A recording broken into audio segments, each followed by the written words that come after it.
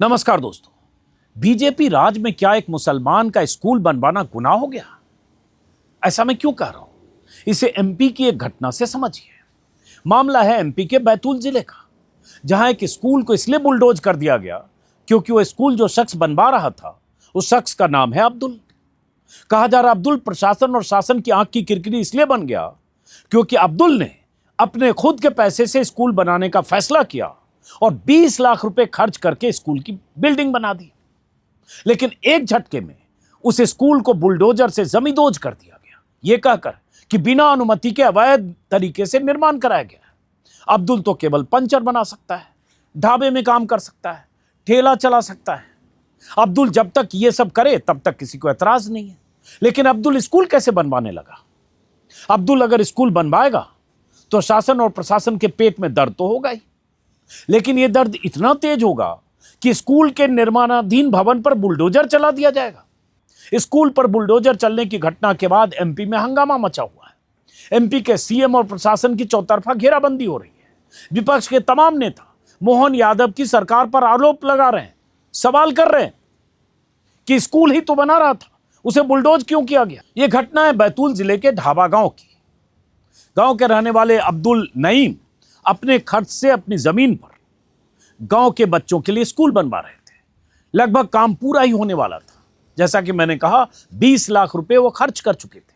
पूरे गांव की आबादी देखें तो 2000 के आसपास है, जिसमें केवल 3 मुस्लिम परिवार हैं। एनडीटीवी की खबर के मुताबिक नईम का कहना है कि 3 दिन पहले अचानक अफवाह फैलनी शुरू हुई कि यहां कोई गैर कानूनी मदरसा चला रहा है, जबकि भवन अभी अधूरा था। ना कोई कक्षा लगी थी, ना कोई बोर्ड टंगा था। अब बड़ा सवाल यह है कि जिस गांव में मात्र 3 घर ही मुस्लिम के हैं, वहां कौन सा मदरसा चल सकता है?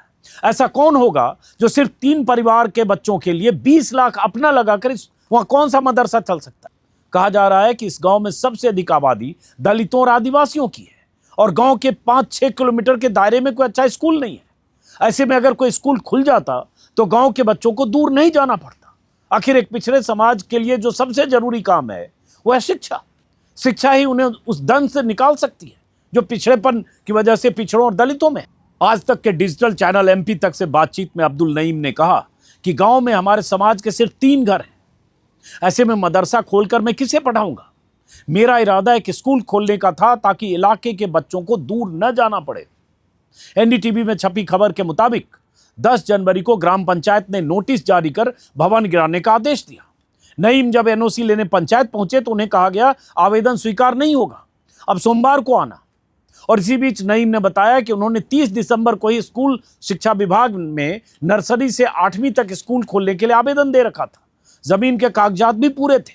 गांव में जब नाराजगी बढ़ने लगी तो लोगों ने विरोध किया और इसके बाद 12 जनवरी को पंचायत ने आनन फानन में एनओसी दे भी दिया। सरपंच ने बाद में कहा कि उन्हें कभी कोई शिकायत नहीं मिली कि मदरसा चल रहा है, उन्होंने अनुमति दे दी थी।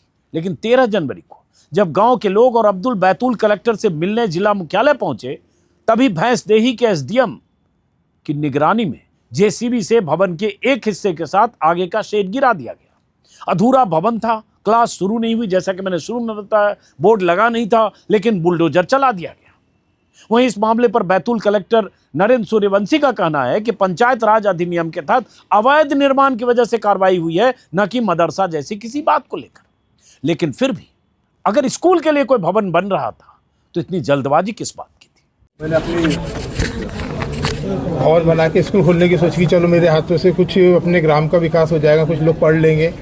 कोई ऐसा इंटेंशन नहीं था कि उसके अंदर मेरे पास शनिवार के दिन साहब लोग आए कि बोले आप यहाँ पे गलत गतिविधि कर रहे हो। तो मैंने साहब लोगों को डॉक्यूमेंट दिखाया तो साहब लोगों ने देख के वेरीफाई किया कि हाँ आपके पास कुछ नहीं है, आप सब सही हो। लेकिन बोले आपने जनपद ग्राम पंचायत से अनुमति नहीं ली। तो मुझे सबसे इस बारे में जानकारी नहीं थी कि अपन क्षेत्र में खेत की जमीन के अंदर डाइवर्सन करने के बाद में अपन भवन बना रहा है तो वहाँ पर ग्राम पंचायत से भी लेना पड़ता है। मेरा गाँव से थोड़ा दूर पे खेत है, वहाँ पे मैं अपना भवन बना रहा था। तो वो बोले आवेदन कर देना। तो जैसे ही सर ने आवेदन का कहा, मैं तुरंत पंचायत में जाके सर को आवेदन भी करना था। तो उस सचिव साहब ने आवेदन नहीं लिया, बोले हम 2 दिन बाद लेंगे। अब मेरे ऐसा कुछ नहीं है, मैं कलेक्टर जब दूसरे दिन मैं रविवार का दिन था, छुट्टी का दिन था, तो मैंने जब आज नहीं लिया तो मैं कल दे दूँगा। मैं सोमवार का इंतजार कर रहा था। रात में 7-8 बजे तक के मेरे पास सचिव साहब आए, बोले आप कल 3 बजे तक अपना भवन तोड़ लो, नहीं तो हम तोड़ देंगे। मेरे पर बहुत ऊपर से प्रेशर है, मेरा ऐसा ऐसा करके वो मुझे बताने लग गए। तो मैंने दूसरे दिन मैं भैंसदी की तरफ भागा कि भाई वहाँ पे आवेदन देता हूँ। तो वहाँ जाके मैंने आवेदन वगैरह बनाया तो मुझे पता चला कि वहाँ पे पटवारी वगैरह आ गए भवन के पास में और वो भवन तोड़ने की बात कर रहे हैं। तो मैं फिर वापस आया यहाँ पे इंचार्ज पर उनके लिए उनसे रिक्वेस्ट किया कि सर मुझे कुछ तो समय, तो मैंने गलती आवेदन सिर्फ पंचायत की एनओसी नहीं तो मैं उसमें जो भी जुर्माना मेरे ऊपर लगाया जाएगा मैं उसको भरने को तैयार हूँ। और रही बात मेरे स्कूल खोलने से प्रॉब्लम है तो मैं स्कूल भी नहीं खोलता। मैंने तुरंत उसी दिन अपने तहसील लेवल पे जो बीआरसी सर वगैरह थे उनके साथ रिक्वेस्ट की सर मेरा आवेदन निरस्त कर देना है, मैं स्कूल नहीं खोल रहा हूँ, मैं समिति भी बंद कर दे रहा हूँ, मेरे को कुछ भी बस मेरा भवन बचा दीजिए। मेरे भवन को मैंने बहुत मेहनत से बनाया, सर जोड़ तोड़ करके भवन बनाया। अब्दुल नईम इस वीडियो में किस प्रेशर की बात कर रहे हैं? पंचायत सचिव पर कौन प्रेशर डाल रहा था? कौन था जो अब्दुल नईम का स्कूल तोड़वाना चाहता था? पंचायत सचिव किस ऊपरी आदेश की बात कर रहे थे? ऊपरी आदेश का मतलब कहां से आया हुआ आदेश? आखिर मोहन यादव की सरकार को किसी मुस्लिम के स्कूल खोलने में क्या आपत्ति, या प्रशासन को ही क्या आपत्ति है? 2000 की जनसंख्या वाला गांव जिसमें महज 3 घर ही मुसलमान के हैं, ऐसे में इस स्कूल में उस गांव के हिंदू लड़के ही ज्यादा पढ़ते, हिंदू स्टूडेंट होते, टीचर भी हिंदू होते, फिर दिक्कत किस चीज से थी? स्कूल एक मुस्लिम ने बनवाया, बस इस पर एतराज था। अब्दुल नईम गिड़गिड़ाते रह गए कि मैंने जिंदगी भर की कमाई लगवाकर भवन बनवाया है, इसे किसी तरह से बचा लीजिए, मैं स्कूल भी नहीं खोलूंगा, अगर मैंने गलती की है तो जुर्माना लगा दीजिए, लेकिन भवन मत गिराइए। लेकिन खून पसीने से बनाए गए इस भवन पर एक झटके में बुलडोजर चला दिया गया, बिना किसी सुनवाई के, बिना किसी का पक्ष जाने। हो सकता है स्कूल बनवाने के लिए जरूरी कागजातों में थोड़ी कमी रह गई हो, ऐसे में शासन और प्रशासन की तरफ से समय में थोड़ी छूट दी जा सकती थी, लेकिन शासन को तो पता नहीं कहां से आदेश मिला या क्या एक जिद सवार हुई, कार्रवाई हो गई और वही हुआ जो बीजेपी राज में हमेशा होता आया है। और इसलिए आरोप लग रहा है कि क्या एक मुस्लिम ने स्कूल बनवाने की कोशिश की अपने पैसे पर, कहीं इस वजह से तो नहीं बुलडोजर चल गया? क्या किसी दूसरे इलाके में, कोई हिंदू बहुल इलाके में, कोई उस इलाके का रसूखदार हिंदू अगर इस तरह से स्कूल बनवा रहा होता तो इतनी जल्दबाजी में वहां भी एक्शन होता, ऐसे बुलडोजर चलता? अब्दुल का एक और बयान सामने आया जिसमें अब्दुल कुछ स्थानीय नेताओं और गांव वालों के साथ कलेक्टर नरेंद्र सूर्यवंशी के पास गए। लेकिन शिक्षा जैसे अच्छी चीज को ये अवैध तरीके से करना चाहते हैं। बात नहीं करना है। नहीं सर, अवैध सर एक चीज बताइए। नहीं बिना अनुमति अवैध हुआ ना। बिना, अरे यार नहीं तो फिर शिक्षा क्यों दे रहे हो आप, अगर आपको किसी चीज की जानकारी नहीं है तो? नहीं ये मेरे को बताओ, तो अभी आप मेरे पास आए गाँव की समस्या को लेके, मैंने नेगेटिव बात करी आपके बात, नहीं लेकिन सर मेरी बात को सुनो। हाँ नहीं अपन नहीं सर, मैं भी मुद्दे पे अपन को मुद्दे की बात को सुनना पड़ेगा, है ना? अपन अच्छा काम कर रहे हैं और अपन अवैध बिल्डिंग बना रहे हैं, ग्राम पंचायत से कर लेते, सरकार से ले रहे तो अपन। अरे फालतू बात नहीं करना है यार, फालतू बात नहीं करना है। मतलब मैं मान जो चीज़ मैं मान नहीं सकता हूँ उस चीज़ को नहीं मान सकता हूँ मैं।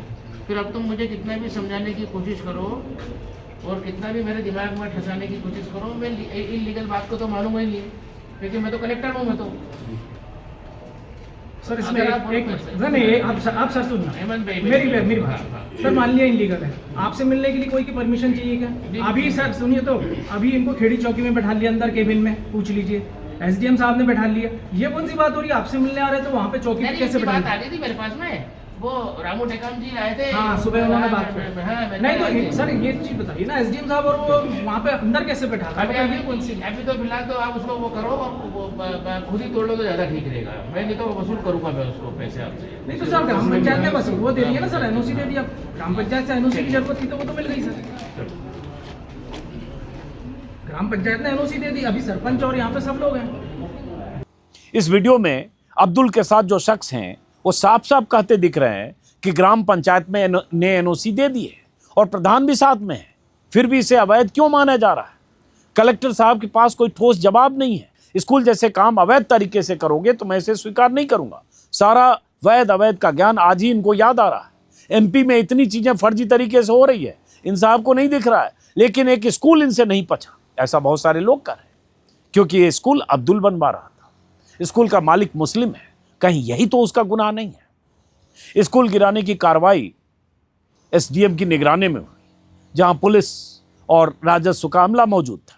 अधिकारियों का कहना है कि अतिक्रमण और अवैध निर्माण है, लेकिन गांव के लोगों के लिए यह दृश्य केवल सरकारी कार्रवाई नहीं थी, वह उनके बच्चों के सपनों के टूटने की तरह था।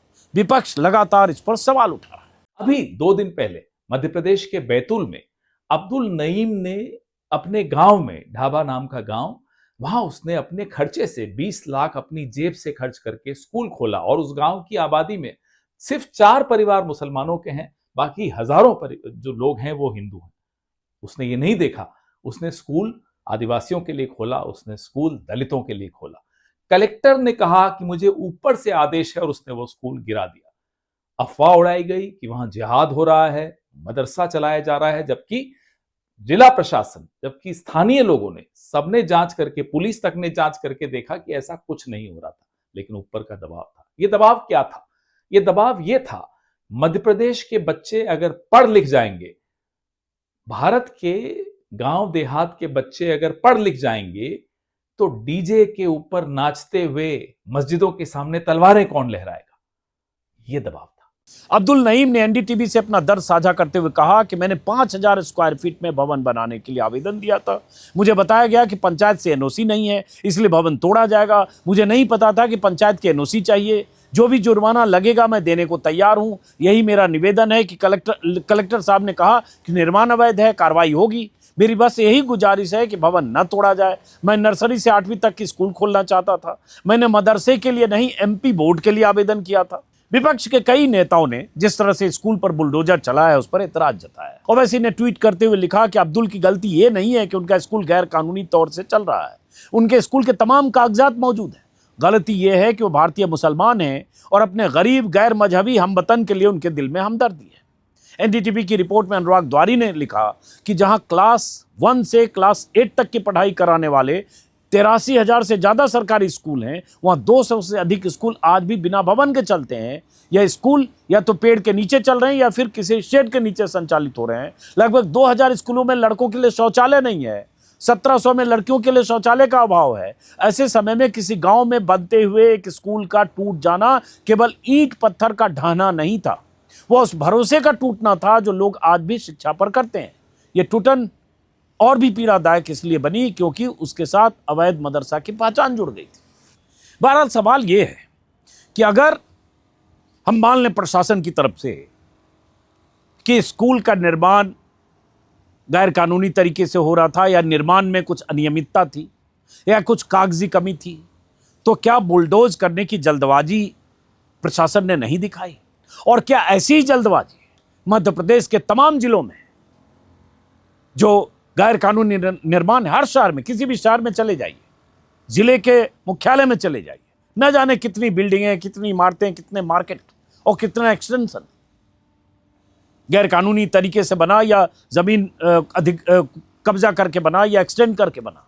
क्या एमपी सरकार हर जिले में, हर गांव में, हर कस्बे में, हर तहसील में इतनी ही मुस्तैदी से अवैध अतिक्रमण को, अवैध निर्माण को हटाती है अगर ये अब्दुल ने कुछ भी गैर कानूनी तरीके से वहां बनाया तो?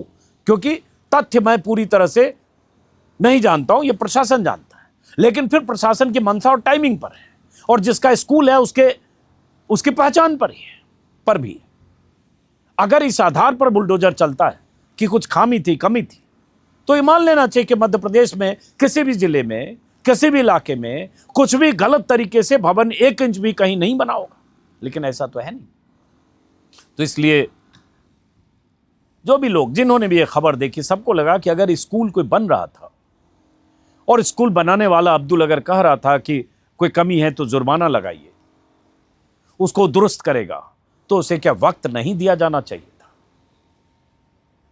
और इसी आधार पर लोग मान रहे हैं कि उसकी धार्मिक पहचान ही उस स्कूल पर बुलडोजर चलने की वजह बनी। फिलहाल इस वीडियो को यहीं खत्म करते हैं, और इसलिए क्योंकि बुलडोजर का इस्तेमाल बीते 10 सालों में कैसे होता रहा, किन के खिलाफ होता रहा, किन के घरों, दुकानों, मकानों पर होता रहा, ये दुनिया जानती है। फिलहाल नमस्कार।